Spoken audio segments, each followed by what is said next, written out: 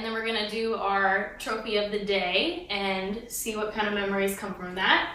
And then, as always, we're going to end the show with a good deed or a good story that we've heard this Something positive. Something positive and happy, like we all need to hear. So, all right, we're going to let you draw it this time. Me? Yep. I'm drawing it. All right, let's see what I can pull out here. Similarities from horseback riding to racing. Okay, so tell us, why is that in there? Why is it in? Okay. So it is in there because those of you who don't know, Mom and I are both competitive horseback riders, and I've done it since I was 4, so 20-something years. Well, yeah, you learned when you were 5. Yeah, so 20-something years, and Mom started when? I was 37 or 38. When she was 5. When I was 5. No, actually, when Harrison was a couple years old. Actually. So it was 39.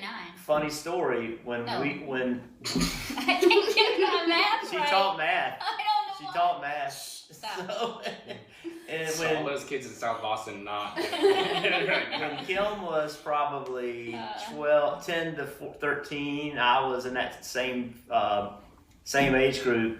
We actually didn't know each other, but my mom and her mom had the same station wagon. Like they looked exactly the same. Exact same Oldsmobile with wood panels down the side. And I was leaving horseback riding, and she was pulling up.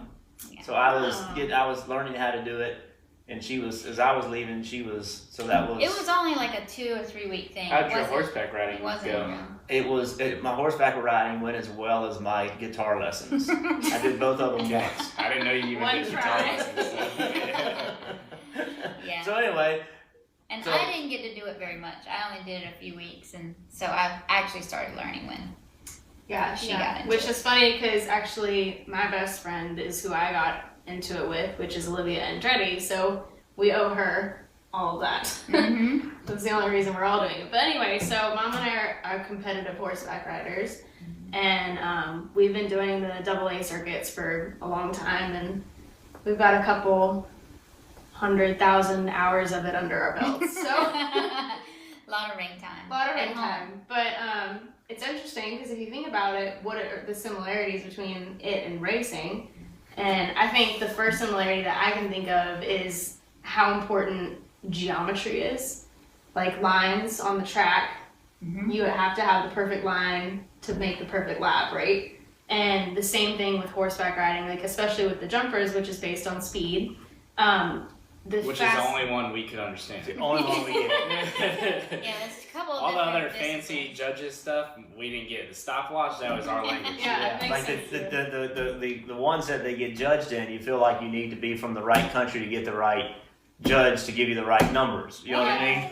There's a little under the table Not stuff. really. You know what I mean? No. I would compare it to gymnastics and track and field.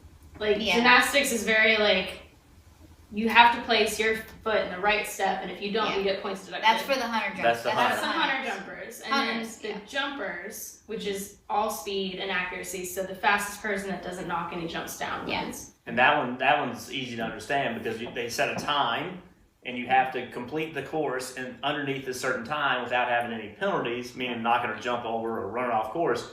So that then if you do, you go into the jump off, and then it's just of everybody that advanced. That's the heat race. And then everybody that advanced goes to A main, and the A main is just whoever does it the fastest and doesn't have penalties. But it's track and pace, and distance, in both disciplines, hunters and jumpers. So and in racing, actually. So I think it's very important because in racing and in horseback riding, like if you have the right line, you have the right speed.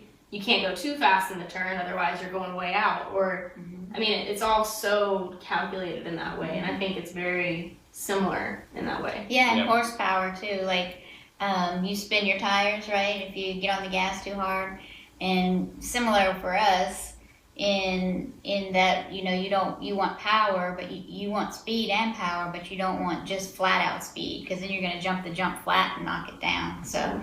There's a lot of... You don't seem convinced. I'm not convinced. All right, let's see. So the biggest difference, there's similarities, like Paige said, the lines and all that. I got that. The lap time, you know, the jumpers, I can see that. Yeah. But the biggest difference for me is there's not as much competitiveness as far as you're not going right up against somebody.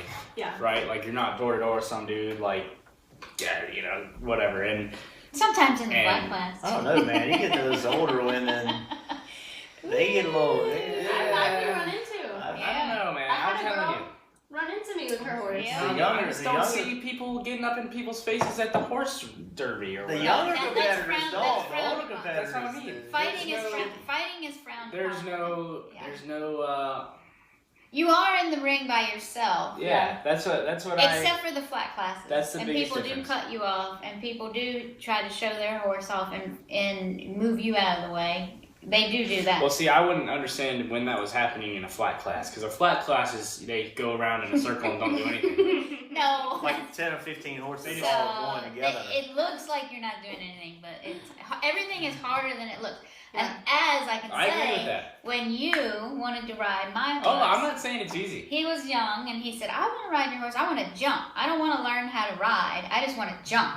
And It's a I good said, mentality. nice. you gotta learn how to ride. But I said, oh, let's give you a little taste of it. So I put him up on my horse and he had reins and I had the lead rope and I was running beside my horse Othello with him and Harrison's bouncing on the top and he's feeling all confident. I want to jump. I want to jump. I want to jump. I'm like, okay, you want to jump? Let's go. So there was a little pole. When I say a pole on the ground about this high. And I You gotta said, be more credit than that. It was like that. No. It had to have been like that. and I said, okay. It's that I said, okay, you want to do that, so I'm gonna hop it. I figured Othello would just trot right over it, right? Well, he hopped it. And when he hopped it, Harrison flew forward and backward, hit his head, and that was it. He said, I don't need to do that anymore. Well, when she was little, Small brain on those things. yeah, 1,200 pounds and a brain that size. That big, yeah. When she was little,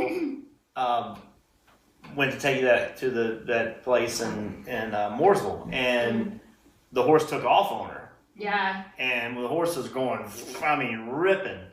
And she was keeping up with the rhythm for a few seconds, and then, Okay, it but was big. how old was I? Like 7. Yeah, like 6. Yeah, in that range. Yeah. And I'm like, wow, she threw her off, and I go out in the ring, and she's crying, and I'm like, I lean over, and like, you gotta get back on that horse. And she jumped right back on it, and then she got thrown off in the front yard here. We've been thrown off a lot. Yeah. And I was watching, I saw that one, It's like and working. I walked out to her, and she was on the ground trying to catch her breath, and I'm like, get back on that horse, get up, get on the horse. And she didn't find humor in that at all. I was like, can you give me a minute? I couldn't even breathe. I didn't even have my legs under me. That's the other thing I think that is similar is like, Yeah. people are always like, are you ever scared to wreck? I'm like, well, if you ever wreck hard enough to be scared of it, you probably don't remember it anyways. So that's probably the same way with horses, right? Like you remember the time I had that big unintentional dismount in the horse show? Okay, this is a good story. So I don't know what happened. Still don't know much about horseback riding or anything, right? But mom's horse runs up to this jump and stops before it jumps. So as soon as it stops, she goes over the top. And when she does, it's a whole front flip, boom, right on her feet. I'm like, that is the coolest thing I've ever seen at a horse show right there. Let's go. She nails the landing. I The still judge was pumped. I had the Everyone's reins, pumped. Yeah. I'm like, this is the most electrifying horseback riding could be. You laying off the horse. I think the guy, the ring announcer goes, and the judge gives that a 10 dismount. It's like, that was not. Harrison's giving me a high I'm like, five. all right, yeah. I'm like, that was not what Sick. was supposed to Not happen. what he was. So I will say this: the one thing that is very similar between the two is the amount of work that goes into preparing a race car, the amount of work that goes into keeping a horse up. Like, it's crazy how many hours they spend in addition to her full-time job and her job of. It's crazy how much time they spend. It's absolutely nuts. It's a lot. A It's lot a of lot of work. work. You gotta love it to do it. Yeah. And same thing with racing. You gotta love it to do it. All right. Well, You want to do the trophy of the day? I think trophy of the day. All right, so Pull up the. We'll do this first. What is the trophy of the day? Oh, little guy. So Eddie Gossage is gonna love this. If this is a story of the day, Eddie Gossage, Yes. Texas Motor Speedway, great guy. So first race ever at Texas Motor Speedway, and my first race that I ever won. We big deal, right? For us it was, and we go to Victory Lane, and our dogs have escaped. We had them locked up, but they've escaped.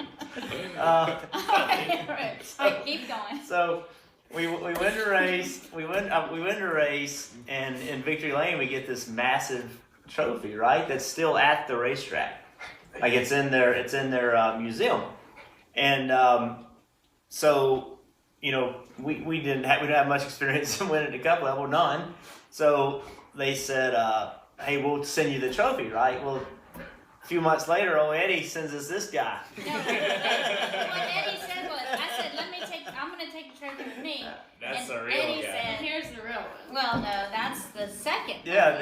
So hold the little quick anecdote to it. Eddie goes, we're just going to hold it. We'll get his name engraved on it and we'll send it back. This is what comes in the mail. Which in retrospect is, been fortunate enough to win a few, and they're hard to put big trophies in places. So in retrospect, this is kind of a cool size nice. trophy. But No. so Not then when- Mark Martin won the Where's second race at Texas. No, No. he won the second race at Texas. Yes, but And he got this size trophy also. So Mark and I took a picture of our Bristol trophies, which are, like this, They like stand. this, like really, really tall. And we're standing like this. We got the Bristol trophy in the middle of us, and we're like, we sent it to Eddie. And so we shamed Eddie into it. Well, and it was in he- Winston Cup scene, I believe. Yeah, Eddie ended up sending us this one. So it actually is a cool story. It's, and from day one, Eddie's like, you don't know how much this cost. Like, this thing is really expensive.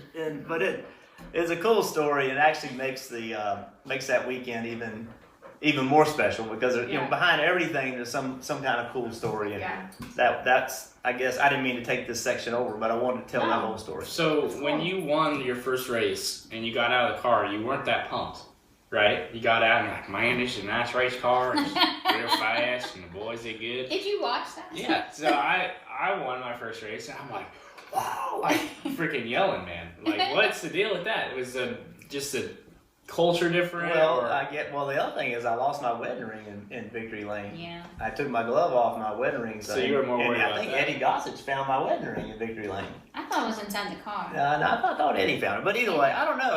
That's how, It was a long time ago. that's just how I am. So I was pumped. Like, I'm screaming and hollering and throwing stuff around, and he's like, man, it's a fast race car, and these boys did real good. And this is, you as an announcer, you hate that now. Well, I know. You're like, I this do. guy needs to be excited. I do. And you were that guy. And I was, Didn't go burnout. I should have enjoyed it more than I did. I And know, actually, in Victory Lane, I'm like, we gotta go. And she's like, what do you mean we gotta go? I said, all those people in the airplane are waiting for us. Like, that whole airplane's waiting on us to get there. And she's like, so what? But that's just how I am. I don't know. Well, It's a little sad. yeah. Alright. Alright, so are we ready to close out with the Yeah. happy thought of today? I Who do. has the happy thought? I have one. No one else does. Yeah, you go.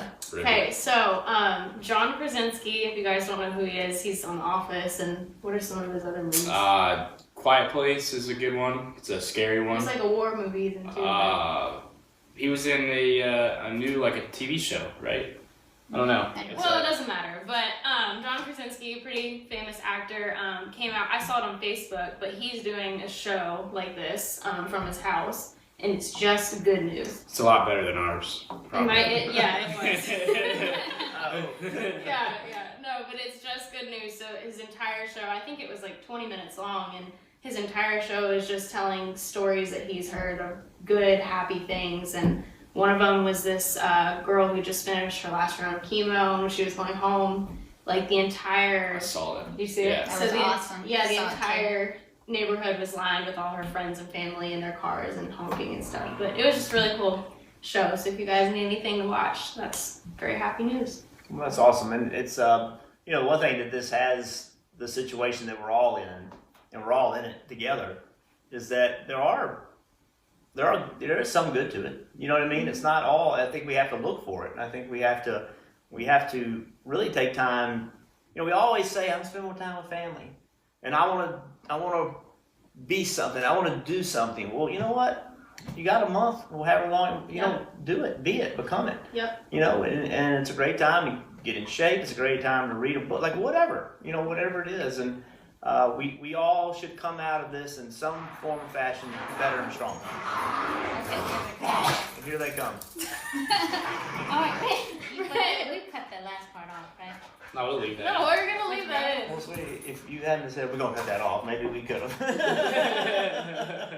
we can end right where you ended. Hey. Or they can cut it in, right? So, anyway, ending the show on a happy note. If you need Next time we'll have these guys locked up there. Good grief.